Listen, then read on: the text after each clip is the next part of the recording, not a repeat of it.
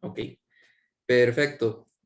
Nada más para que quede acá en la grabación, igual voy a devolverme un slide al Apply Now que estaba mencionando aquí María José, que sería el correo careers@mobilize.net para cualquier internship program que estén interesados con nosotros.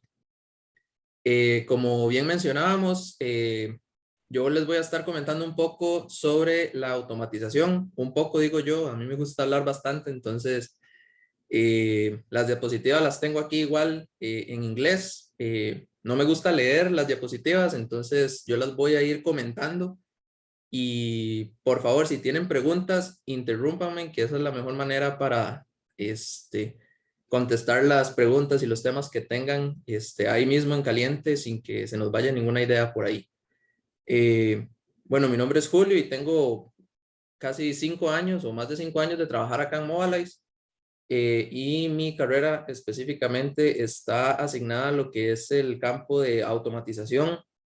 Sería el puesto de SDET, Software Developer Engineering Testing.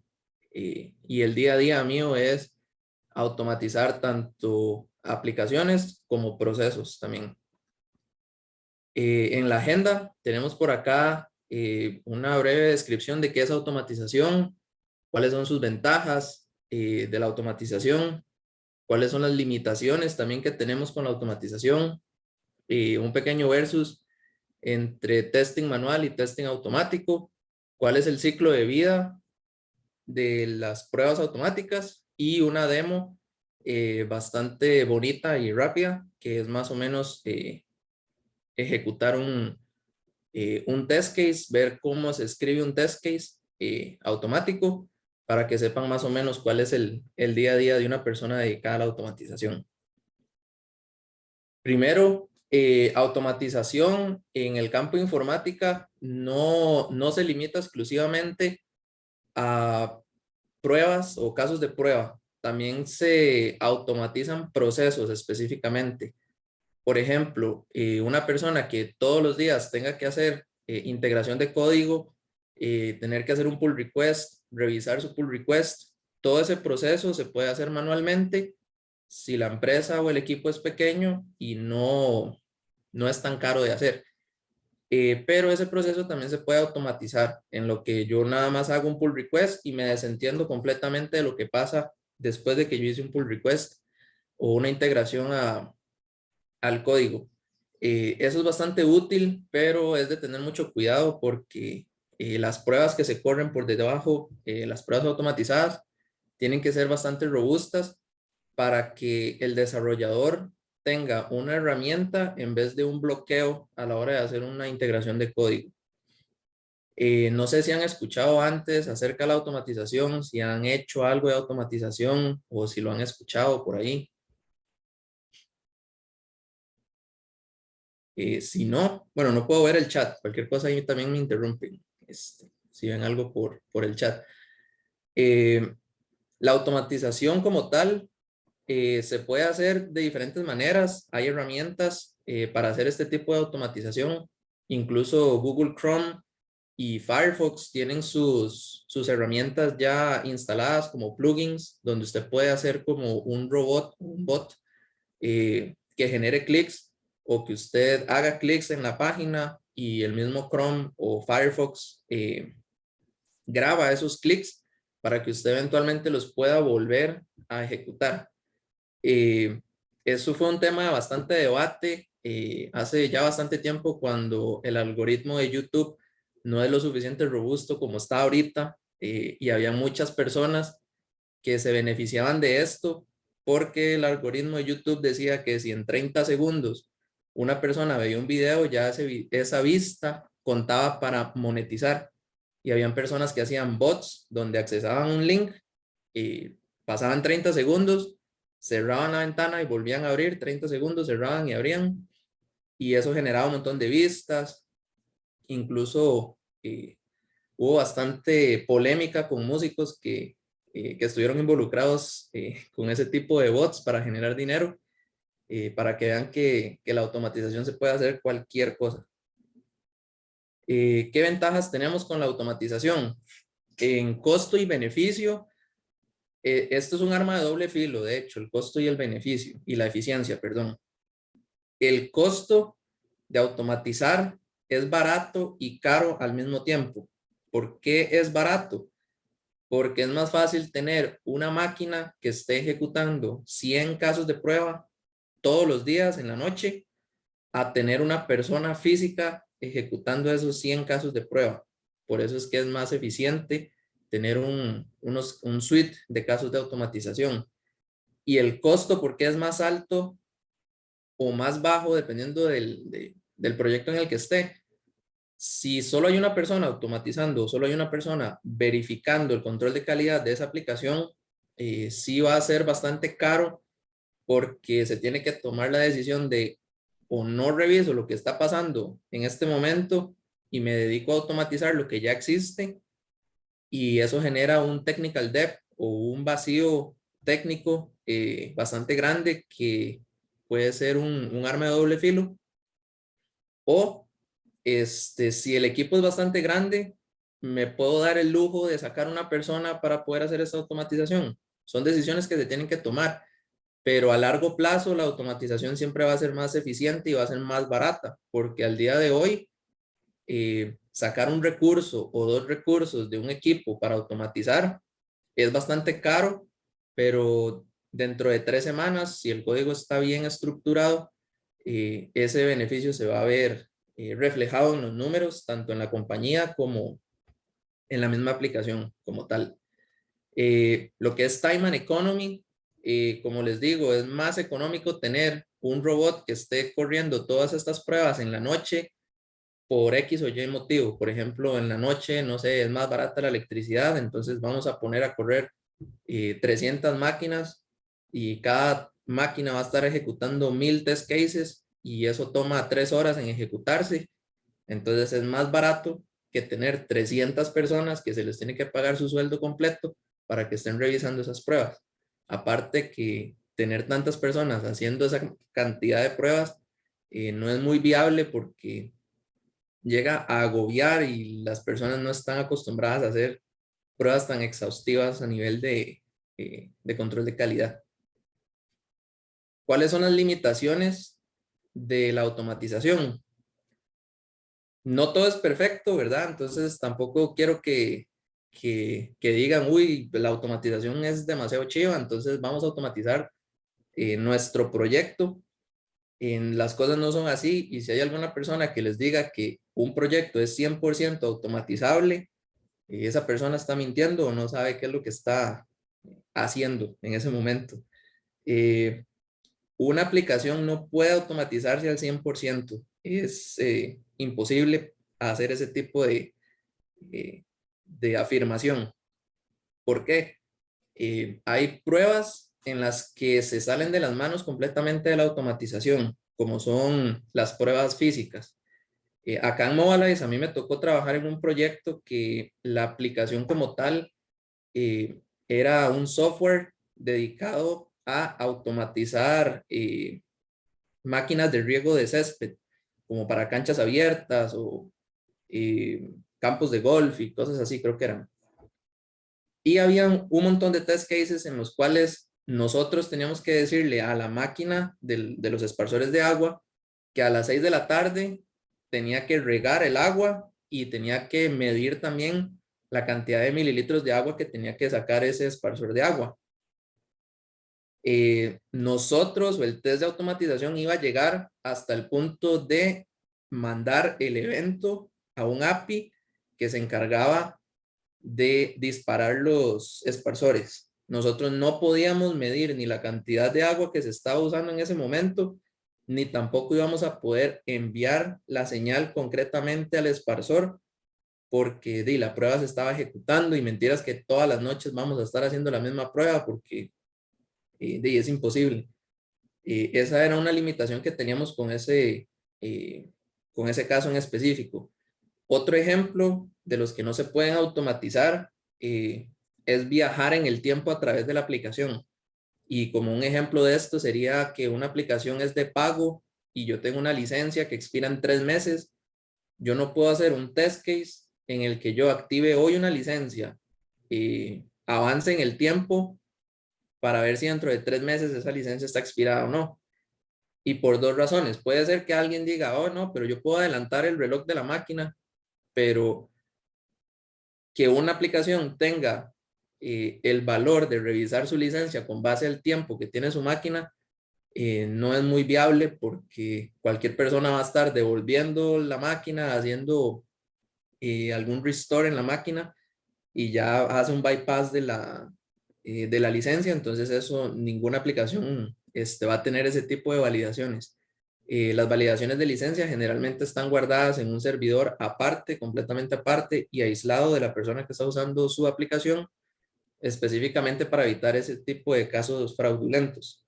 Y como esos hay un montón de ejemplos más. El uso de hardware específico, como les dije, el de los esparsores, y son cosas que tenemos que tener muy en mente a la hora de automatizar, porque si nos damos cuenta que un test case no es automatizable, cuando ya estamos automatizando ese test case, sale muy caro porque es tiempo que yo estoy gastando en automatizar algo que no se va a poder hacer. Entonces hay que tener bastante cuidado con ese tipo de casos y también hay que identificarlos bastante bien. Lo que es el manual testing versus el testing automatizado, no todo se necesita automatizar, pero tampoco todo se tiene que hacer manualmente. Los pros de automatizar es que se pueden correr los test cases a cualquier hora, en cualquier lugar y en cualquier ocasión. Yo puedo estar con mi celular en este momento, de hecho en Mobiles yo me puedo meter al ambiente de automatización que nosotros tenemos y ejecutar las pruebas que yo quiera desde mi teléfono.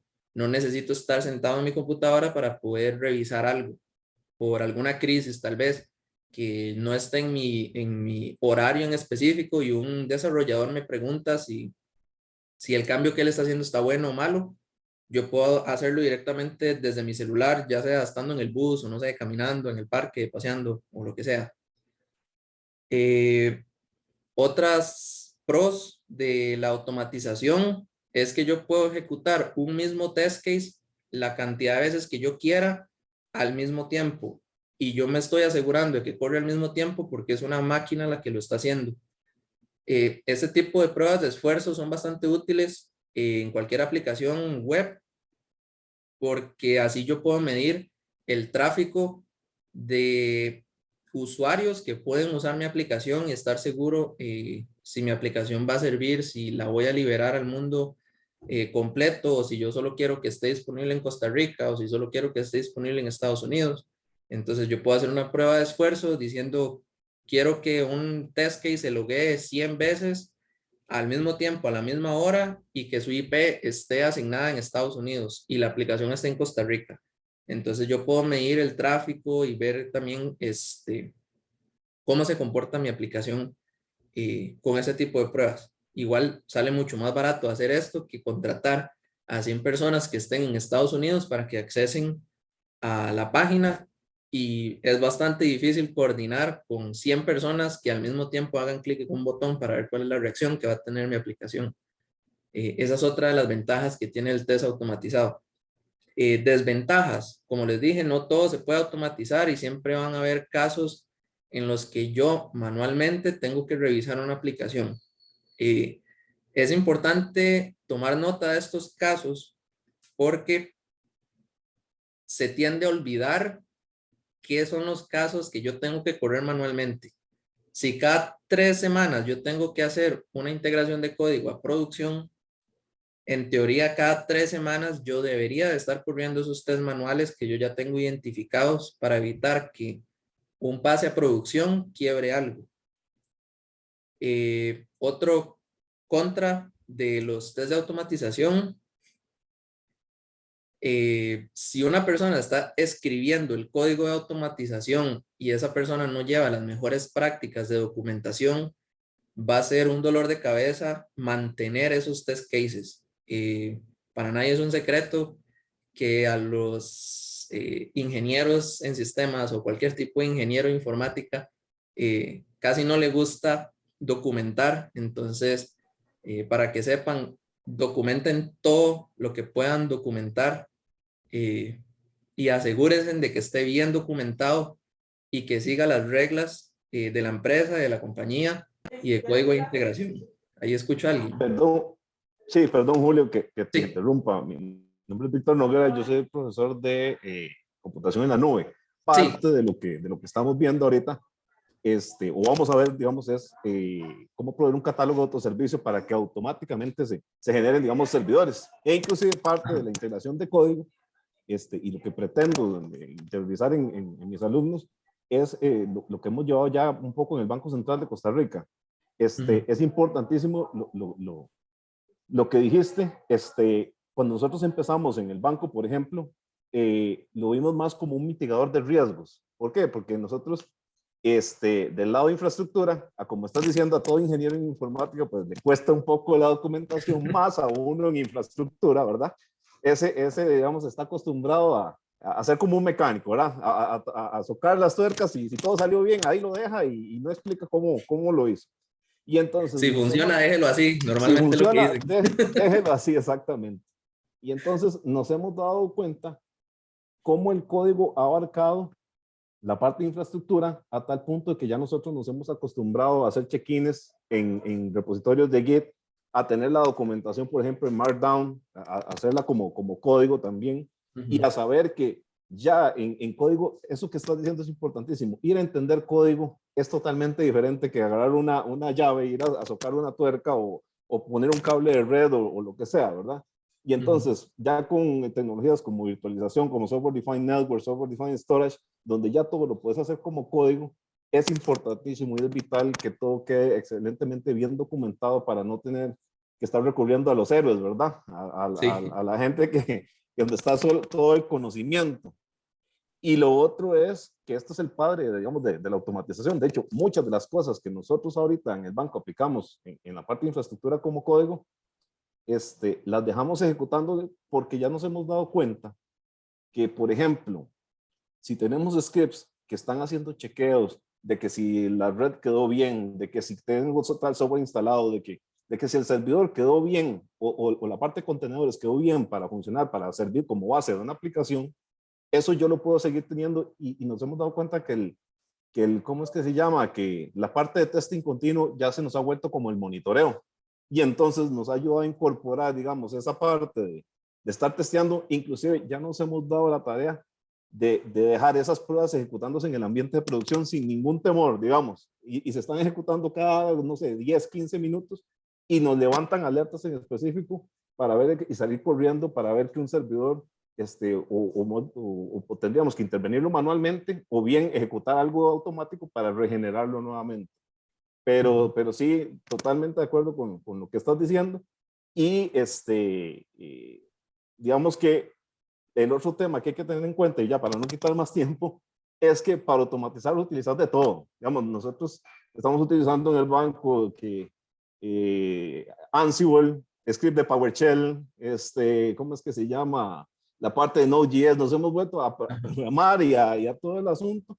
Y entonces sí, lo que sí tal vez nos costó un poquito fue conversar a la gerencia en el punto inicial de que poner gente a hacer ese tipo de desarrollos iba a ser a posteriori más económico, más valioso y más rendidor que conseguir contratando gente para hacer cosas manuales, ¿verdad? sí, Eso es otro claro. tal vez de los puntos y con eso quería hacer la intervención y muchísimas gracias. Perfecto. Sí, como dice el profe Víctor, la automatización no es una sola cosa. Hay muchos engranes aquí funcionando por debajo y eso también es algo de los pros que tiene el test automatizado, que es los datos que yo recolecto con las tests que yo estoy corriendo. Para nadie es un secreto que el que tiene datos es el que tiene el poder y con ese tipo de datos usted puede tomar decisiones bastante grandes para saber si mi aplicación está funcionando o no. Y como les digo, esto no es de una sola cosa en específico. Si usted tiene sus casos de prueba automatizados, usted no va a tener, por ejemplo, 100 test cases solo en su máquina localmente. Eso tiene que estar en la nube, en algún lugar, en algún servidor, ya sea, no sé, Azure DevOps, TFS, Jira, Jenkins, cualquier aplicación. Usted tiene que tener eso en la nube para que se pueda estar ejecutando desatendidamente y, como dijo el profe, que me levante a mí alertas, que me esté notificando, que la misma aplicación, por ejemplo, nosotros acá usamos Azure DevOps y nuestras pruebas, nosotros tenemos diferentes dashboards que ahora en el demo les voy a mostrar, donde yo puedo ver las banderas, ver qué es lo que están haciendo los desarrolladores, y si su campo es como el mío, que es la automatización, es el control de calidad, nosotros tenemos que estar molestando a los desarrolladores por cualquier cosa. Si hay un flag, lo primero que hago es hablo con el desarrollador, lo llamo y revisamos los dos ese flag, porque yo sé que ese desarrollador fue el que hizo la integración, entonces yo lo llamo y revisamos los dos el flag que estamos viendo. ¿Por qué yo hago esto? Porque primero le doy mi conocimiento al desarrollador de qué es lo que yo hago y cómo él puede también hacer lo mismo que yo hago, porque la idea también es compartir el conocimiento que tenemos entre todos, para que todos estemos en la misma línea y podamos avanzar más rápido en el desarrollo de la aplicación. Y también yo me beneficio porque así yo también pulo mis soft skills y así yo también puedo revisar si lo que yo estoy haciendo está bien o si está mal. Y también tengo otro par de ojos que están revisando lo que yo estoy haciendo por si acaso se me pasa algo. Lo que es el testing manual, ¿cuáles son los pros del testing manual? Para una persona va a ser más fácil identificar y va a ser más rápido identificar si un botón está desalineado, si un color no es el correcto. Si yo estoy corriendo mis pruebas en mi celular y las pruebas también las estoy corriendo en una computadora al mismo tiempo, para un humano le va a ser más fácil identificar si la aplicación es responsive o no, si se acomodan bien los botones en un landscape o si en un portrait se acomodan bien, si el texto está completamente legible o no. Eso se puede tratar de hacer o simular en casos de prueba, pero es bastante difícil porque para revisar una interfaz gráfica a nivel automatizado, lo único que se podría hacer es tomar un screenshot de lo que está apareciendo en pantalla y comparar píxel por píxel ese screenshot con un baseline que yo tengo. El problema de eso es que la renderización puede cambiar bastante dependiendo de la resolución del monitor, también dependiendo de que si yo estoy corriendo Chrome y otra persona está corriendo el mismo test case en Firefox, tal vez el tipo de letra cambie o los CSS están comportándose diferente, que eso también es un dolor de cabeza, que se comportan diferente, como Bootstrap, por ejemplo, que se comporta diferente en Chrome a Firefox o Internet Explorer. Son dolores de cabeza y son cosas que solo manualmente se van a poder estar revisando. Lo que tenemos de contra de los test de automatización es muy cansado para el usuario estar revisando todos los días los mismos test cases.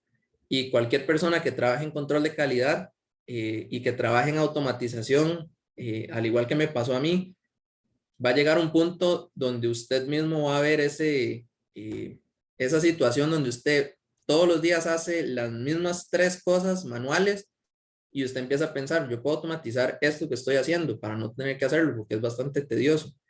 Y eso es como uno de los principios que tiene una persona que está trabajando a nivel de automatización. Siempre estar atento a ver qué proceso se puede automatizar para ayudarme a mí y para ayudar también a los desarrolladores. Esto que tenemos acá es un diagrama del ciclo de vida de la automatización. Este diagrama empieza por la decisión o tomar la decisión de que si yo quiero automatizar o no. Esa decisión no se toma sola. Uno tiene que hacer una reunión con los stakeholders, con el product owner, con los desarrolladores, incluso hasta con el cliente, porque este tipo de decisión puede afectar el tiempo de entrega del proyecto que yo tengo. Porque si mi proyecto dice, o digamos, si vamos a automatizar y en el documento en el blueprint que tengo con el cliente, dice que el producto se va a entregar con 100 casos automatizados y a mí no me dio tiempo de automatizar en el tiempo, entonces yo tengo que decir, ay, nos vamos a atrasar 2 semanas porque hay que automatizar 5 test cases que nos hicieron falta. Entonces es muy importante tener esta reunión con todas las personas para tomar la decisión si automatizamos o no. Después de tomar la decisión y supongamos que sí queremos automatizar, aquí también se pone en una balanza la cantidad de equipo que tenemos, el esfuerzo que tenemos que hacer para automatizar, si vale la pena o no vale la pena. Después de que tomamos la decisión, tenemos que ver cuál es la herramienta que queremos usar para automatizar. Herramientas existen miles en el mercado, algunas de ellas son Cucumber, existe también Smartbear y Selenium, que son como las 3 que más o menos manejo yo. Esas aplicaciones son muy buenas, algunas son gratis, otras son de pago, eso hay que tomarlo en cuenta también. ¿Cuánta plata estamos dispuestos a dar para la automatización? En la mayoría de los casos, si el equipo es muy pequeño, se decide en comprar un software que automatice, donde yo nada más hago clics, le doy play y listo, lo subo en algún lugar y listo. Es bastante caro hacer ese tipo de requerimientos con ese tipo de aplicaciones.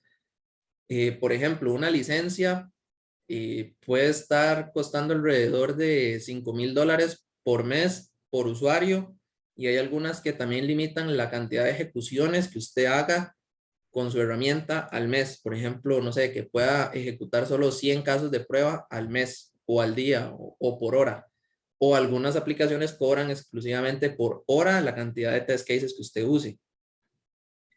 Si el equipo es bastante grande, normalmente lo que se hace es tomar como base un software gratis de automatización como lo es Selenium, y muchas veces las mismas empresas construyen un framework para automatizar. En el caso de Mobilize, nosotros construimos un framework usando como base Selenium, porque nosotros usamos o migramos aplicaciones no solo de escritorio, también usamos aplicaciones web.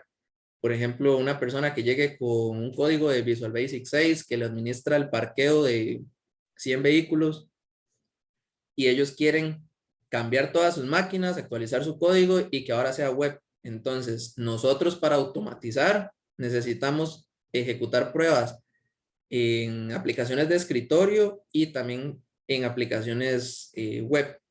Por eso es que no nos sirve casarnos específicamente con un software de automatización, porque la mayoría es o yo automatizo web o yo automatizo desktop.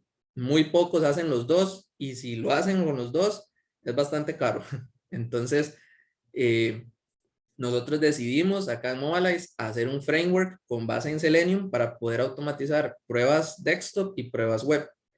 Después de que se toma esa decisión, se hace la introducción al Automated Testing Process.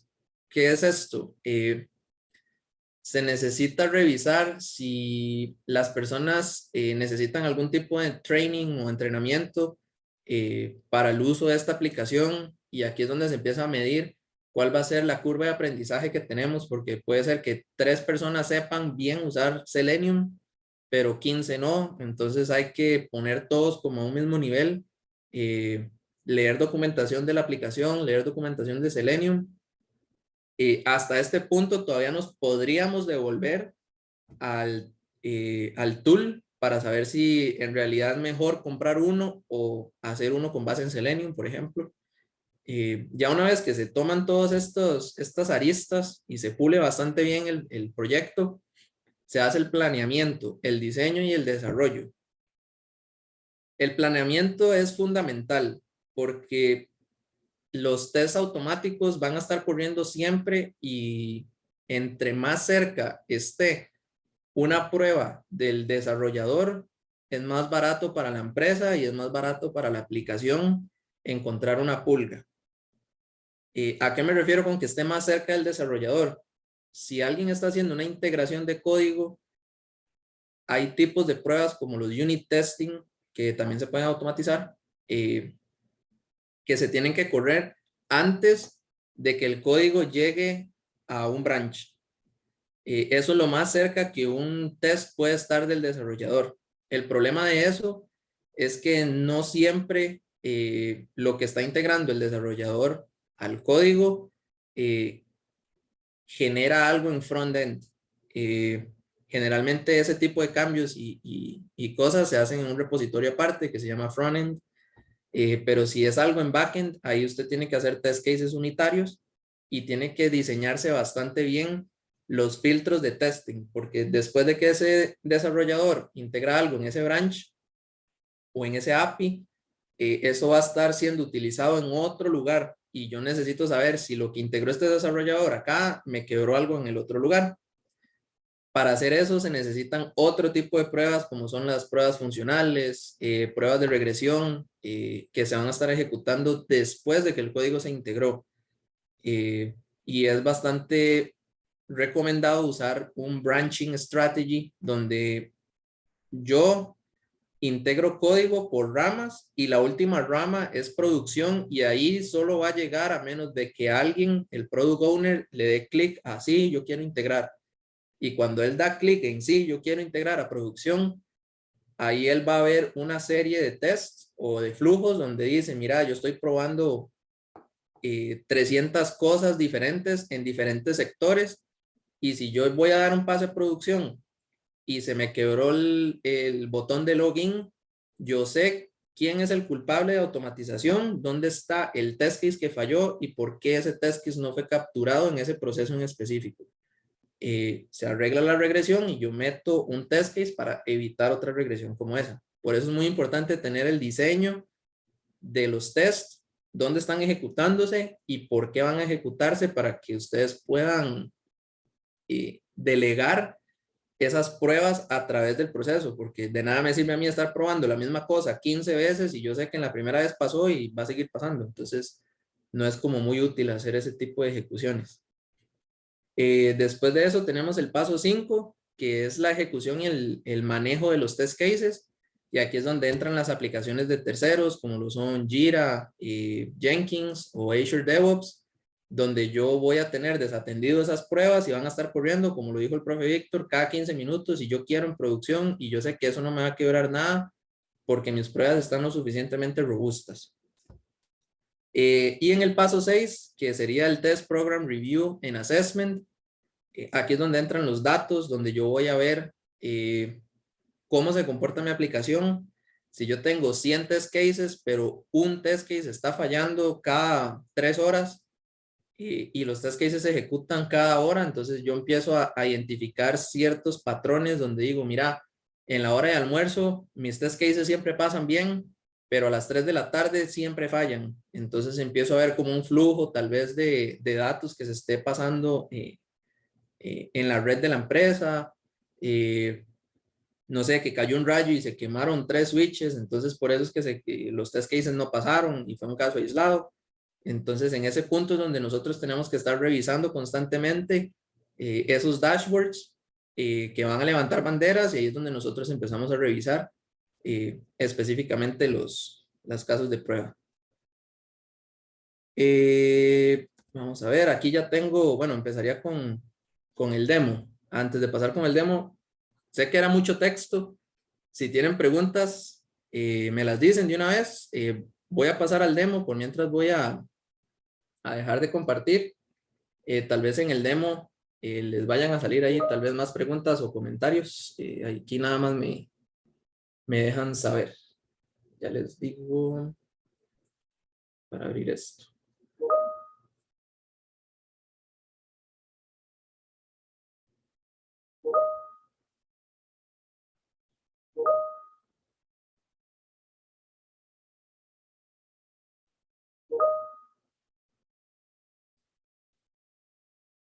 A ver, me avisa si pueden ver la pantalla ahorita. Sí se puede. Sí. Excelente.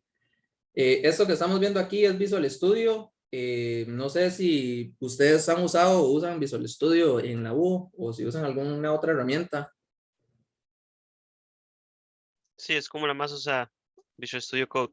Ok, sí, excelente. Sí, ahí tengo los dos. De hecho, sí, este es Visual Studio y por ahí ando Visual Studio Code. También me dicen si está muy pequeño el código, si pueden ver bien esta parte que estoy marcando para ir explicándoles más o menos cómo es la automatización. Yo lo aprecio bien. Ok, excelente. Bueno, como pueden ver acá, yo tengo un set de 37 casos de pruebas. Todos estos están automatizados. Hay algunos que están marcados en azul, otros en verde, otros en rojo y otros tienen este símbolo de exclamación acá, que son cosas que nosotros generalmente, por ejemplo, este del símbolo de exclamación es porque estamos skipeando un test case y lo estamos skipeando porque no podemos terminar el test case o terminar de hacer la ejecución del test case porque encontramos una pulga en la aplicación. Les voy a mostrar por acá un caso de prueba que es el de borrar un proyecto. Y como ven, yo tengo acá el método que se llama execute, donde yo voy a llamar estos pasos que contengo acá. Este en específico que se llama Initialize Page Objects, lo que va a hacer es decirle al ambiente de pruebas, levánteme todos los objetos que yo voy a utilizar a través de mis casos de prueba. Por ejemplo, este de acá va a llamar a la página de login y esta página de login lo que va a hacer es, voy a mostrárselos por acá. Esto de acá, y como decía el profe, por favor documenten, eso es lo más fácil a la hora de estar leyendo código y también eso es lo que me facilita a ustedes hacerles este demo. Esto que tengo acá se llama Page Object o página de objetos, donde yo tengo que diagramar específicamente una pantalla que yo quiero utilizar en mi código de automatización. Aquí yo puedo ver elementos, puedo ver botones, también puedo ver labels, puedo ver tablas, puedo ver cualquier tipo de objeto que tenga. Este elemento es el image logo y lo que él hace es a través de este selector, que es un CSS selector, y estos selectores se sacan fácilmente desde Google Chrome con el inspect element y desde ahí se pueden ver todos los elementos de una página. Yo amarro este image logo con este test ID, este data test ID. Entonces, aquí yo tengo un elemento que se llama image logo. También tengo un elemento que se llama login snowflake button. Tengo otro elemento que se llama sign up button. Otros elementos, por ejemplo, este es un botón que se llama login Azure AC button. Ahí escucho a alguien, no sé si tienen preguntas. No, ok. Estos son los elementos de mi página de login y así a grosso modo podemos ver que mi página tiene un logo que tiene 3 botones para loguearme y 3 tipos de logins que sería el sign up, loguearme con una cuenta Snowflake o loguearme con una cuenta de tipo Azure. ¿Qué otras cosas puedo ver en mi page object? Yo puedo agregar acciones a mi page object. Por ejemplo, una acción sería validar que el icono de la página esté visible. ¿Y cómo hago yo eso? Yo le digo al image logo, que es el elemento que vimos acá arriba, que me valide y con un lambda yo le digo que sea visible. Aquí yo puedo cambiar esto, le puedo decir a él que esté seleccionado. Si quiero que haga un timeout, por si acaso la imagen no existe todavía cargada. Si quiero validar el texto que contenga algún elemento, por ejemplo, si el texto punto contains, y aquí yo le puedo mandar un string y decirle bla, bla, bla. Con esto yo puedo validar específicamente si algo contiene un texto. Esto es bastante útil y es bastante requerido, la verdad, hacer este tipo de validaciones. Cuando yo vaya a correr el test case se van a dar cuenta que esto es extremadamente rápido y los test cases, los clics que él va haciendo, normalmente tardan milisegundos en ejecutarse y una aplicación mientras renderiza, hace las conexiones a base de datos y los eventos cliqueables de un botón cargan, Eso toma tiempo, aunque parezca suficientemente rápido, en 1 milisegundo puede fallar un test case porque el clic se le dio un botón, pero el evento no se disparó. Por eso es que se tienen que agregar validaciones a cada momento para darle tiempo a la aplicación a que vaya respondiendo. ¿Qué otras cosas podemos hacer acá? Yo puedo también, bueno, validar, también puedo hacer clics, puedo hacer eventos de clics. Estos clics en específico es un clic izquierdo, yo también puedo hacer un clic derecho, puedo hacer un send keys, puedo escribir cualquier cosa completamente. Y eso es un page object. Después del page object, lo que se recomienda es tener algo como utilitario donde yo puedo manejar flujos de eventos llamando a las acciones que yo tengo en mi page object. Por ejemplo, login to Bifrost Portal es algo que para un usuario cuando lee este test case, es lo que dice aquí es, ok, me voy a loguear con una cuenta de Azure. Después voy a hacer un nuevo proyecto. Quiero que el proyecto sea un proyecto de migración. Quiero que el proyecto se llame Delete Projects. Quiero que se vaya al dashboard y quiero que se borre.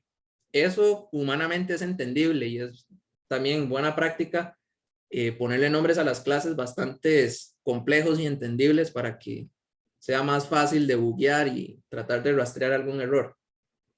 Por ejemplo, este de login, lo que él por debajo va a tener es una serie de pasos o un flujo de pasos donde yo digo, tengo aquí un log que me dice, ok, me voy a meter a la aplicación y le mando a la aplicación el link que yo estoy accediendo. Quiero validar que la página cargara con el icono. Después aquí yo hago un switch donde veo qué tipo de cuenta quiero loguearme, si es de Snowflake o si es de Azure. Y cambian, digamos, por ejemplo acá, si es de Snowflake, aquí yo le digo que se vaya a usar las credenciales de Snowflake. Si es de Azure, que use las credenciales de Azure. También tengo que validar si después de loguearme la página haya cargado. También tengo aquí como unos catch para ver si la página como tal no respondió, me dio un error o algo. Esto que tengo acá que se llama QA log, son logs que a mí me van a ayudar a entender también qué es lo que está pasando. Esos QA logs se traducen a esto que se está viendo aquí que tengo marcado. Normalmente van con steps, que son los steps de un test case. Este test case, por ejemplo, el del delete, hace 18 acciones en la página web. Y con eso a mí me ayuda a identificar en qué punto se cayó la aplicación, porque para nadie es un secreto que es más fácil leer esto con lenguaje de humanos a estar leyendo un stack trace, por ejemplo, este que dice deploy test, que falló. Aquí me dice el método en el que falló, cuáles fueron los drivers que se estaban utilizando, el stack trace en los que se estaban utilizando, las líneas donde se cayó, pero también yo tengo mi log y aquí en mi log me dice que falló porque no cargó la página de welcome. Para mí es más fácil ver eso que ponerme a ver la línea en donde falló mientras me carga la aplicación, mientras me carga todo. Entonces para mí es más fácil ver un error de esa manera. Y este sería el test case escrito. Hacer este test case manualmente a una persona le toma 5 minutos y cronometrado. Y tomo este como ejemplo porque sí toma alrededor de 5 minutos mientras busco mis usuarios, mis credenciales, mientras escribo y hago todos los clics. Acá voy a mandar a correr, vamos a ver, aquí. Esto que tengo acá se llama Run Settings y este Run Settings es un código o un archivo que me ayuda a mí a poner variables de ambiente, por ejemplo, cuál es la aplicación que quiero correr, dónde la quiero correr, cuáles son las credenciales que quiero usar, el tiempo que quiero que tarde ese test case en específico. Entonces, aquí yo le voy a dar Run al test case. Ahí se está compilando. Como les dije, este test case tarda alrededor de 5 minutos. Aquí ya el test case está corriendo. Tengo las manos arriba, no estoy utilizando el teclado ni el mouse. Todo eso se está haciendo automáticamente en este momento. Como les dije, el test case tarda 5 minutos para que una persona, un humano, lo pueda hacer. Aquí vamos a ver cuánto tiempo tarda el código de automatización en crear un proyecto salvarlo, borrarlo y verificar que ese proyecto esté borrado. Ya terminó el test case y tardó 32 segundos. Como pueden ver, es bastante la diferencia entre hacerlo manual a hacerlo automatizado. Ese es el demo que les quería enseñar del código de automatización en específico. No sé si tienen preguntas con lo que es este código. Algún profesor por ahí también que tenga alguna nota, alguna duda o comentario que quiera agregar también. Tal vez parte de la transformación que sufrimos allá en el banco al volvernos hacia la parte de desarrollo, que nosotros tendíamos a hacer lo que le decíamos funciones MacGyver. Y entonces era un bloque de un montón de código de tomada de decisiones, y ahí estoy viendo que tenés funciones que cumplen muy bien la parte de Solid, o sea, responsabilidades únicas. Exacto. Función únicamente que vaya a hacer login. Eso es importantísimo porque esos pedacitos de código son más mantenibles en el tiempo que estar haciendo un script enorme que hace un montón de cosas y que toma decisiones dentro, versus hacer las cosas, digamos, en modulitos pequeños. Eso Ajá. también, digamos que se los traigo aquí porque lo vi en carne propia y tuve que convertir bastante código. Sí. En este caso, nosotros allá en el banco usamos Playwright para este tipo de testing. Y sí, digamos que ese tipo de cosas pues nos ayudó bastante a simplificar un poco el código y a entenderlo un poquito más, ¿verdad? Y Sí, después esto también de los standard outputs, también eso es un debe ir, porque estar viendo todo el stack trace de una corrida de esas es lo más terrible de este sí, planeta. Y agobia. exactamente, y entonces es mejor tal vez dejar esas migas de pan en el camino para saber en dónde se quedó el asunto y poder ir a intervenirlo sin ningún problema, ¿verdad? Sí, exacto. Como dice el profe, esto es lo más recomendable de hacer. Y les digo por qué. Hacer esta clase de, por ejemplo, login, a mí me tomó 2 horas en hacerla, porque tenía que crear los objetos, medir el tiempo, que los clics estuvieran bien hechos y todo. Y esas 2 horas o 3 horas que me tardó a mí hacerlas, yo no quiero que otra persona le tome lo mismo y aparte que tenga que escribir el mismo código y que ese mismo código esté por todo lado. Es más fácil hacer clases únicas y bastante directas con funciones que yo quiero ejecutar, porque si yo quiero hacer un test case nuevo, yo sé que hasta este punto yo puedo copiar y pegar esas líneas en otro test case y eso me va a asegurar loguearme en la página, crear un proyecto nuevo de migración y ponerle nombre a ese proyecto y salvarlo. Eso me ayuda a mí a automatizar y pasar de hacer, no sé, un test case por día a hacer 15 test cases por día donde yo nada más copy, pego, copy, pego, copy, pego. Y son métodos que yo voy a estar utilizando. Por ejemplo, creo que por aquí tenía el del deploy. Click on workspace, lo tengo repetido un montón de veces porque voy a darle clic a algo que se llama target o quiero darle clic a otra cosa que no se llame target.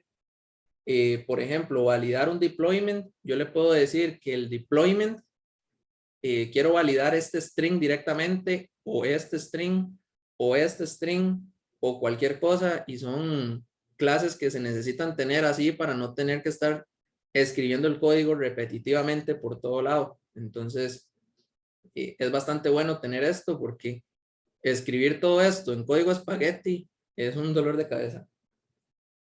Otra de las cosas también que nosotros tenemos implementado en estos casos de prueba son los datos. Como pueden ver acá, esto es un test plan y yo puedo revisar si un test case está fallando o si está pasando. Por ejemplo, este test case que dice validate that Snow Explorer button leads to migration issues. Todo eso está en Azure DevOps. Entonces yo tengo un histórico de qué es lo que está pasando con ese test case. Y yo puedo ver acá que hace 3 horas mi test case estaba pasando, pero hace 2 horas falló y hace 1 hora volvió a fallar. Si falló, ¿por qué falló? Yo puedo revisar aquí y como dijo el profe y como lo digo diciendo, esto que está acá, este stack trace es un dolor de cabeza revisarlo porque yo tengo que ver aquí primero cuál es el archivo donde falló, en la línea en la que falló y por qué falló. Después tengo que ir a Visual Studio Code y revisar eso. En cambio, si yo tengo mi log, yo puedo revisar aquí directamente y aquí yo puedo ver, ah, mira, falló porque el IDE no cargó y tardó 60 milisegundos, 60.000 milisegundos, perdón, que eso es como un minuto más o menos. Entonces yo veo aquí, mira, no cargó la página. Si yo no creo en mi log, nosotros también tenemos la opción de tomar un screenshot en el momento en el que el test case falló. Y este screenshot es esto que estamos viendo ahorita, donde yo puedo ver, mira, si del todo no cargó, o sea, en un minuto la página no cargó. ¿Por qué lo tenemos a un minuto? Porque para un usuario, un minuto se le puede hacer eterno. Para la máquina yo le puedo decir, no, hombre, espérese 10 minutos, no importa, porque en 10 minutos va a pasar. Pero la estabilidad de la página es lo más importante que tenemos. Entonces, para nosotros, más de un minuto para que una página cargue, ya es una bandera roja y nosotros tenemos que ir a revisar por qué está tardando más de un minuto la página en cargar. Si es algo del clúster, si es algo de algún API o simplemente la red que nos está ahí boicoteando. Esto es cómo se revisa un test case directamente que haya fallado. ¿Cómo se ven estos datos más bonitos? Se puede hacer un dashboard donde yo puedo ver, mira, aquí está demasiado rojo todo esto, ¿qué habrá pasado? Esto que estamos viendo aquí es un dashboard donde yo puedo revisar concretamente qué es lo que está pasando y son integraciones continuas que hacen los desarrolladores. Por ejemplo, en este proyecto se hacen integraciones a código se hacen 5 por día más o menos, integraciones de código. Entonces, esto que estamos viendo aquí es de un solo día. Y tal vez todo está muy rojo al principio o en los primeros steps. Y eso es lo que yo les decía del branch strategy, donde yo digo, por ejemplo, este código 7.0.0 está fallando en las 3 versiones que tenemos. Estas 3 versiones están corriendo en Linux, están corriendo en Mac y están corriendo en Windows. Están corriendo con una versión gráfica y están corriendo con una versión de consola. Pero en todos no están pasando, no están en verde. Eso no es de asustarme si yo necesito hacer un entregable a un cliente. ¿Por qué? Porque como mi branch strategy está bien acomodado, yo puedo venir aquí abajo y decirle, no hay ningún problema, yo puedo hacer una entrega de código, pero yo no voy a hacer la entrega de código del 700, que es el que está todo quebrado, ni tampoco voy a hacer la entrega del 501, ni el 503, sino que yo voy a buscar mi última versión más estable y yo estoy 100% seguro que esa versión es la más estable que yo tenga. Por ejemplo, acá yo puedo ver que la versión 1.1.1.1, que fue hace 8 horas, está estable, que es la parte de Oracle y está estable en todos los sistemas operativos, porque es la última versión que se está corriendo. Esa misma versión, yo la puedo revisar acá, mira, para Teradata, la última versión sí está estable. Y aquí yo puedo revisar que TSQL, la última versión, también está estable. Por ejemplo, esta estaba en rojo, o sea, esa no se va a hacer entregable a ningún cliente. Y si aquí, a esta fecha, yo necesito entregarle algo a un cliente, yo lo que hago es, no hay ningún problema, entrego la versión anterior, porque yo sé que la versión anterior está en verde. Y eso es más o menos cómo se ve un dashboard, cómo se ven los datos concretamente de mis casos de prueba. ¿Y por qué no es tanto de alertarse? ¿Por qué la primera parte está todo en rojo? Porque es muy normal que alguien haga un cambio y se quiebre el código. Lo que no es normal es no tener un backup plan para mitigar ese tipo de errores. Y como les digo, entre más cerca esté esto de los desarrolladores, es más barato, porque esto está apenas en el step 2 para que le llegue a un cliente. Ya en el step 4, cuando le llega a un cliente, las cosas tienden a estar más verdes y debería de ser así. Y eso sería todo lo que tengo. No sé igual si tienen más comentarios, preguntas.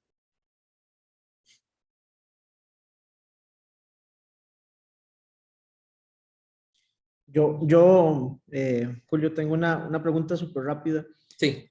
No es algo técnico, es si usted tuviera que contratar a alguien para que trabajen en esta área, a usted qué le interesa que sepan? Y lo digo suponiendo que haya personas aquí que digan, eso a mí me llama la atención. ¿Cuáles deberían de ser esas áreas, esos que tal vez no necesariamente sepan, pero que les interese? Sí, esa es una muy excelente pregunta, Luis.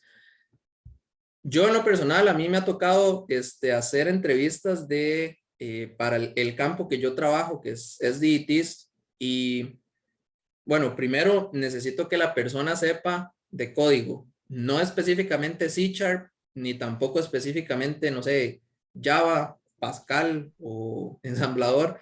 Yo lo que necesito es que esa persona entienda el proceso de hacer código, que él ya tenga ese mindset de, ok, necesito hacer clases, necesito trabajar con objetos, tener como cosas básicas de programación. La parte de control de calidad es bastante pulible porque igual yo empecé en Mobilize como un tester manual. Ya nosotros nos pasamos acá adentro a hacer testing automatizado, pero para automatizar se necesitan más soft skills que cosas técnicas. Por ejemplo, que esa persona entienda qué es lo que está pasando y no porque yo le diga, ocupamos arreglar esto y tome, hagas ese caso de prueba y él nada más va y escribe y listo y punto. Sino que esa persona entienda qué es lo que se está haciendo, por qué se está haciendo y por qué es que está fallando una aplicación. No simplemente ir a arreglar ese fallo, sino que se entienda por qué y cuál es el background que tiene eso.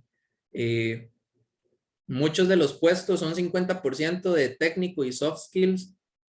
Lo que es control de calidad se inclina un poco más al soft skills, que sería como el pensar fuera de la caja, estar siempre atento a ver qué maneras hay para mejorar mi trabajo.